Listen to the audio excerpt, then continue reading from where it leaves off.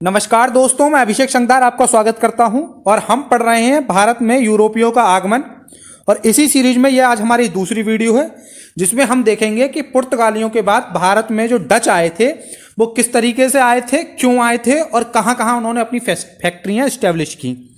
इसके अलावा हम देखेंगे कि तात्कालिक यूरोप की राजनीतिक और आर्थिक परिस्थितियां कैसी रही थी जिन्होंने डचों को भारत आने के लिए विवश किया।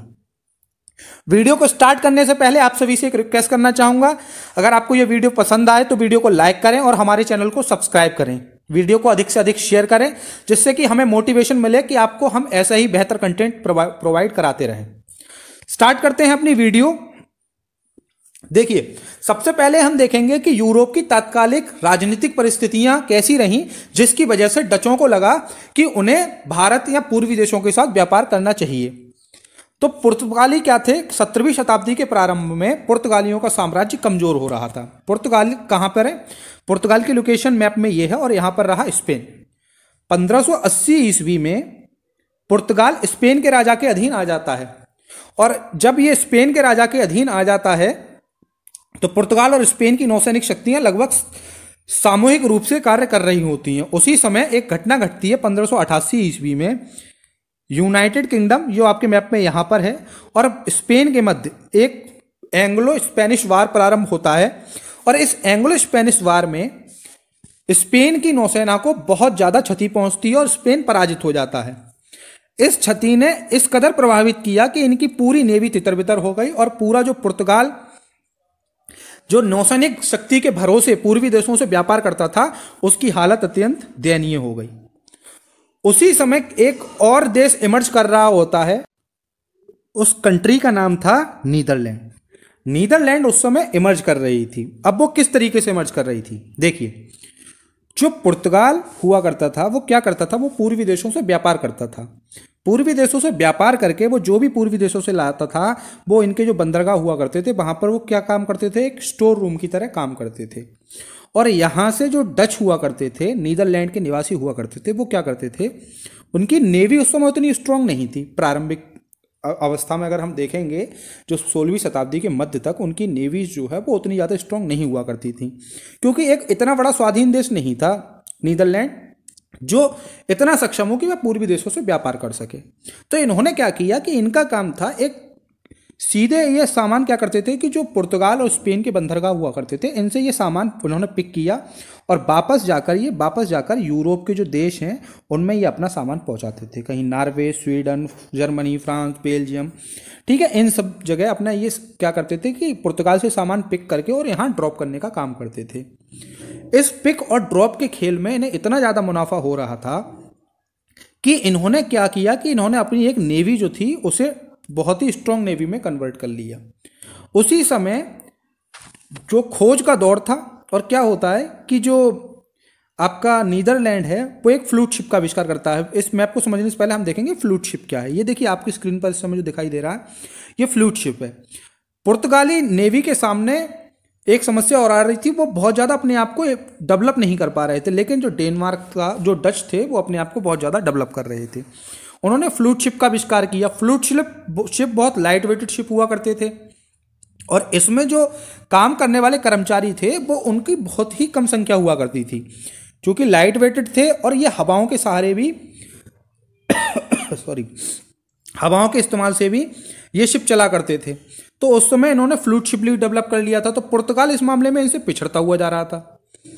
दूसरा क्या है, दूसरा एक ज्योग्राफिकल कंडीशन है जिसने कि इन्हें बहुत ज़्यादा एडवांटेज दिया। किसे दिया? डचों को। वो एडवांटेज क्या था? देखिए, यहां रही आपकी, ये आपका रहा डच यहां पर थे नीदरलैंड के निवासी। तो वो क्या करते थे कि ये इनका जो रोटरडम आपको बंदरगाह दिख रहा होगा, डच की कैपिटल है एम्स्टर्डम, ये रहा इनका बंदरगाह रोटरडम। ये रोटरडम बंदरगाह जो था वो राइन नदी के मुहाने पर था और इस मुहाने से ये जो बंदरगाह था यहाँ से ये सभी जगह यूरोप में सामान ट्रांसपोर्ट किया करते थे। ये यूरोप का सबसे व्यस्ततम जलमार्ग था और सबसे बड़ा भी। तो इसका इन्हें एडवांटेज मिल रहा था और इससे जो इन्होंने मुनाफा मिल रहा था उससे इन्होंने अपनी नेवी को बहुत ज़्यादा स्ट्रांग किया। चूंकि 16वीं शताब्दी के अंत में हम देख रहे हैं 17वीं शताब्दी का जहाँ प्रारंभ हो रहा था वहाँ पुर्तगाल नेवी जो अंग्रेजों से 1588 में युद्ध हुआ उसके बाद काफ़ी ज़्यादा कमज़ोर हो गई। डच जो अपनी नेवी को बहुत ज़्यादा डेवलप कर चुके थे, उन्हें लगा कि क्यों हम पुर्तगाल से सामान उठाने की बजाय क्यों ना हम डायरेक्ट पूर्वी देशों से सामान को पिक करें और पूरे यूरोप में बेचें और ज़्यादा से ज़्यादा मुनाफा कमाएं। क्या ज़रूरत है हमें पुर्तगाल के बंदरगाहों से सामान उठाने की। तो इनकी इसी सोच ने, इनका एक नाविक हुआ करता था कार्नोलिस दी हाउटमैन। वो कार्नोलिस दी हाउटमैन इस फ्लूट शिप के माध्यम से पूर्वी देशों की तरफ निकल जाता है और 1595 ईस्वी में ये पहुंच जाता है इंडोनेशिया। इंडोनेशिया में इसे बहुत ज़्यादा गर्मी उमस महसूस होती है, तो इसे पता चलता है कि यहाँ का जो क्लाइमेटिक कंडीशन है, जो जलवायु परिस्थितियाँ हैं, वो उष्णकटिबंधीय परिस्थितियाँ हैं। और उन उष्णकटिबंधीय परिस्थितियों में यहाँ बहुत ही चटपटे खाने को मिल रहे थे। माल मसाले बहुत ज़्यादा चटपटे थे। क्या उष्णकटिबंधीय जलवायु क्षेत्रों का फ़ायदा ये होता है कि वहाँ पर अच्छी खासी बरसात वगैरह हो जाती है और वहाँ की जो क्लाइमेटिक कंडीशन होती हैं वो मसाले उत्पादन के लिए बहुत ही ज़्यादा बेहतर होती हैं, बहुत ही ज़्यादा शानदार होती हैं। उन्हीं परिस्थितियों से जो मसालों का उत्पादन था वो इंडोनेशिया बहुत ही शानदार तरीके से कर रहा था और उन मसालों की यूरोप वासियों को बहुत ज़रूरत थी। क्यों? क्योंकि यूरोप जो है वो वहाँ ठंडे प्रदेश हैं और वहाँ अधिकतर जो था उस समय वो मांस उनके मुख्य भोज्य पदार्थों में था। चूंकि रेफ्रिजरेटर्स आदि की खोज हुई नहीं थी, तो ऐसी दशा में उस मांस को प्रिजर्व करने के लिए मसालों की बहुत ज़्यादा आवश्यकता होती थी जो यूरोप में नहीं पाए जाते थे। तो इस सब चीज़ों ने डच वासियों को, जो कार्नोलिस दी हाउटमैन आया इंडोनेशिया, उसे बहुत ज़्यादा इंप्रेस किया।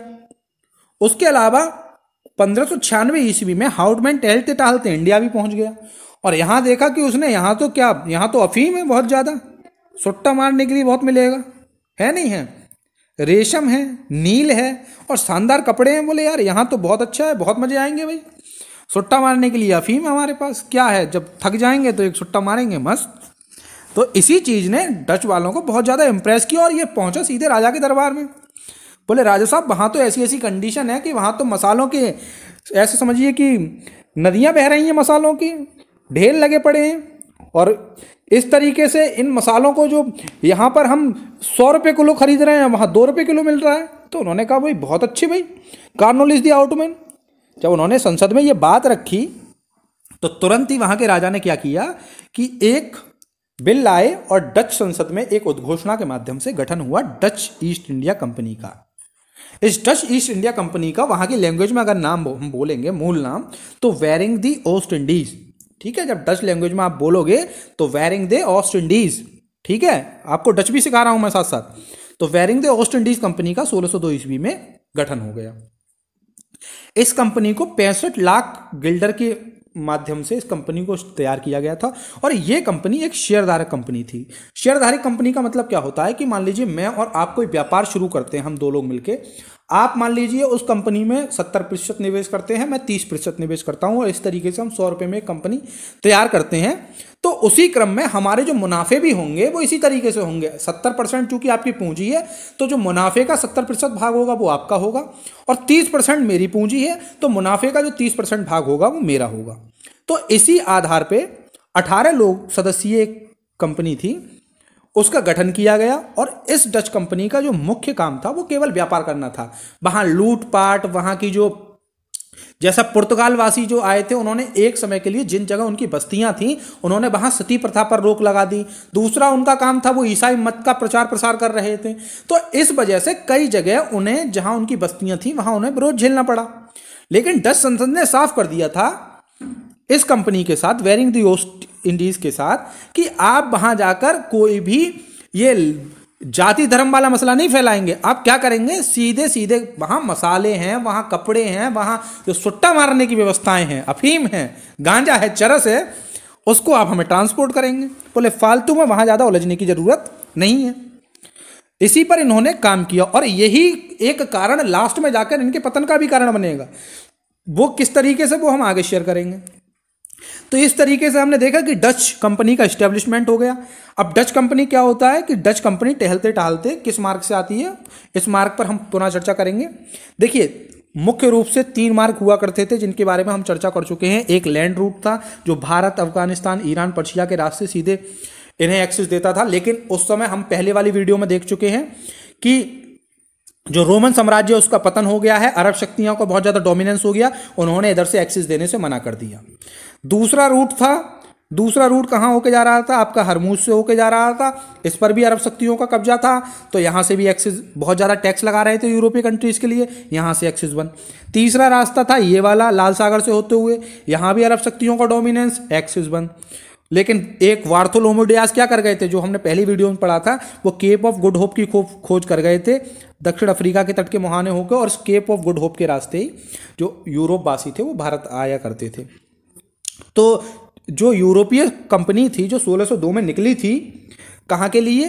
पूर्वी देशों के लिए, वो भारत की बजाय टहलते टहलते पहुंच गए भैया इंडोनेशिया। ठीक है, अब भाई उस जमाने में उतने ज़्यादा परफेक्ट यहाँ गूगल मैप तो हुआ नहीं करता था कि उन्होंने देखा भारत की लोकेशन कालीकट बंदरगाह, लॉक किया अपनी स्क्रीन पर, पहुंच गए।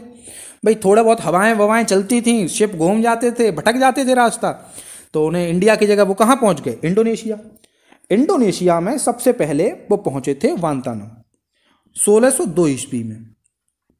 ठीक है, और उन्होंने इसके बाद वहाँ की जो जगह थी, कुछ बेहतर पोर्ट्स थे, उन्हें कैप्चर करना शुरू किया, और इन्होंने एक अपनी मुख्य व्यापारिक केंद्र बनाया वेटविया। इस मैप में आपको ये जो वांटानम इसके बराबर से ही है, और ये जो लोकेशन आपको दिख रही है ये वेटविया की लोकेशन है। ठीक है, ये लोकेशन आपको वेटविया की दिख रही है। तो यहाँ इन्होंने अपना मुख्य व्यापारिक केंद्र इस्टेब्लिश कर लिया और यहीं से व्यापार शुरू कर दिया।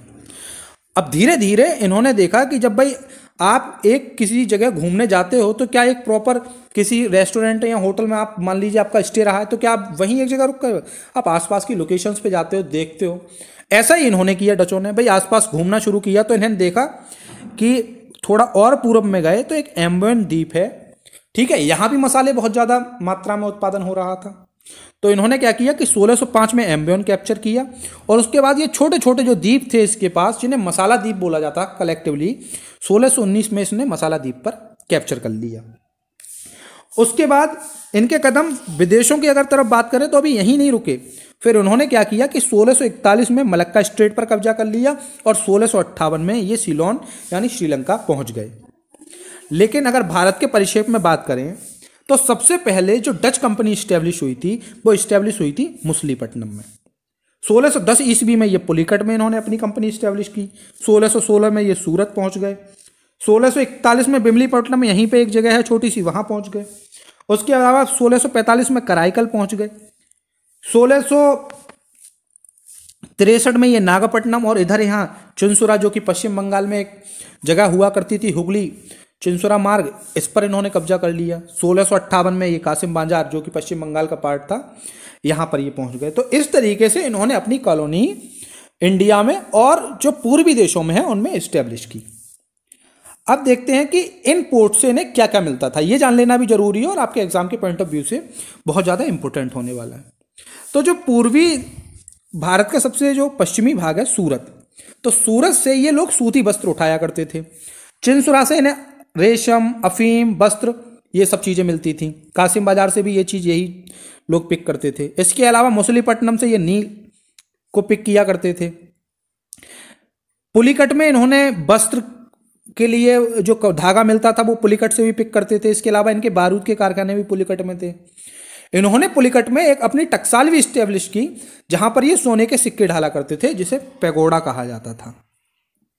इसके अलावा अगर बात की जाए सिलोन की, तो सिलोन से ये काली मिर्च है, सुपारी है, इलायची है, ये सब पिक किया करते थे। और मसाला द्वीपों से तो इन्हें मसाले मिल ही रहे थे। अच्छा, एक चीज और इंपॉर्टेंट है, पुर्तगाली और जो डच थे, अगर भारत से व्यापार में उन्हें देखा जाए, कंपैरिजन की जाए, तो पुर्तगाली मुख्य रूप से यहाँ से मसाले पिक कर रहे थे इंडिया से। वस्त्रों पर उन्होंने उतना ज़्यादा फोकस नहीं किया, लेकिन वास्तविक रूप से जो वस्त्रों का पहला व्यापार यूरोपीय देशों की तरफ ले गए थे वो भारत से ले गए थे डच। तो डच जो थे मेनली जो इंडिया से व्यापार कर रहे थे वो वस्त्र का कर रहे थे। मसाले पिक करने के लिए इनके पास तो मसाला द्वीप था, फिर इंडोनेशिया में बहुत मसाले हुआ करते थे। मलक्का स्ट्रेट इन्होंने अलग कैप्चर कर लिया और सीलोन पर भी इन्होंने कब्जा कर लिया। तो यहाँ सब जगह से ये मसाले आराम से पिक कर रहे थे। अब देखेंगे कि भाई किस तरीके से इनका पतन प्रारंभ होता है। तो देखिए, पतन के इनके प्रारंभ होने की जो शुरुआत होती है वो 1632 ईस्वी में। जो स्टार्टिंग एज देखेंगे तो 1632 ईस्वी में क्या होता है कि इनका पुर्तगालियों से और इंग्लिश से भी विवाद हो जाता है। हालांकि ये पुर्तगालियों को वहां धो डालते हैं, पुर्तगालियों को धोया और उन्होंने बाहर फेंक दिया। लेकिन जिस तरीके से डचों ने पुर्तगालियों पे विजय पाई, उसी तरीके से वो अंग्रेजों से विजय नहीं पा पाए। स्टार्टिंग में इंग्लिश और डच दोस्त हुआ करते थे। जब वो आए थे, भारत आए थे, तो इंग्लिश और डच कंपनी आपस में मित्रता थी। लेकिन धीरे धीरे क्या हुआ कि एक ही जगह जब दो कंपनियां व्यापार कर रही, तो वहां से मुनाफा निकालने की दोनों कंपनियां कोशिश करेंगी उसी कंट्रीज से, और इन सब चीजों ने दोनों के हितों में टकराहट उत्पन्न की और धीरे धीरे इंग्लिश और डच एक दूसरे के शत्रु बन गए। और 1759 में एक वेदरा की लड़ाई होती है, जहां पर डच बुरी तरीके से पराजित कर दिए जाते हैं, और इसके बाद इनका लगभग भारत में जो इनका वर्चस्व है वो खत्म हो जाता है। उससे पहले अगर हम बात करेंगे, जो इनका मालाबार तट था, वहां भी इन्हें समस्याएं उत्पन्न हुई। स्टार्टिंग में तो भारत में आने वाले राजाओं से इन्हें बहुत ज़्यादा बेनिफिट मिले, लेकिन धीरे धीरे 1730 आते आते त्रावणकोर के एक राजा हुआ करते थे, मार्तंड वर्मा। यहाँ पर क्या था कि जो डच कंपनीज थी, उन्होंने क्या किया कि जो मसाला के छोटे छोटे जगह हुआ करती थी, और यहाँ जो थे वो छोटे छोटे जो द्वीप हुआ करते थे, उनसे डच कंपनी का कॉन्ट्रैक्ट रहा करता था। लेकिन कुछ इस तरीके की कंडीशन आने लगी कि डच उन पर कुछ ज़्यादा ही डोमिनेंस जमाने लगे, और इस डोमिनेंस को लेकर जो आसपास के द्वीप जहाँ से वो मसाले वगैरह पिक कर रहे थे, वो चले गए राजा मार्तंड वर्मा के दरबार में।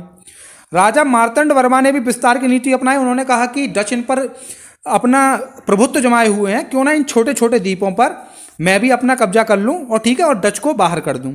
और इसी क्रम में डच और त्रावणकोर के राजा मार्तंड वर्मा में एक युद्ध शुरू हो गया, और इस युद्ध ने भी, और इस तरीके से जो डच शक्ति है वो अपने आप को पूरब में स्टैब्लिश कर लेते हैं, और पूर्वी देशों में भी, कहां पर, इंडोनेशिया वगैरह के आसपास अपने आप को स्टैब्लिश कर लेते हैं, और भारत में लगभग उनका व्यापार समाप्त हो जाता है। तो ये तो था डच आगमन। इसके बाद हम देखेंगे ब्रिटिश कंपनियां भारत में किस तरीके से आई, किस चार्टर के माध्यम से आई। और चूंकि ब्रिटिश साम्राज्य को अगर हम पढ़ेंगे तो पूरा आधुनिक भारत ब्रिटिश साम्राज्य पर ही आधारित है, कहीं ना कहीं उसके आसपास घूमेगा।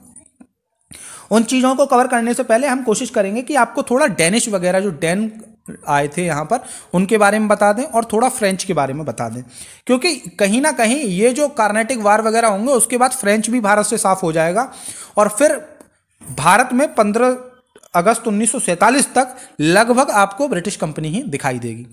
तो इस वीडियो को ज़्यादा से ज़्यादा शेयर करें, लाइक करें, और कोई आपके सुझाव हों तो वो सुझाव विचार आपके सादर आमंत्रित हैं। आप मुझे मैसेज कर सकते हैं मेरे टेलीग्राम पर। टेलीग्राम का लिंक मैंने डिस्क्रिप्शन में दिया है। ज़्यादा से ज़्यादा इस वीडियो को शेयर करें। बहुत बहुत धन्यवाद।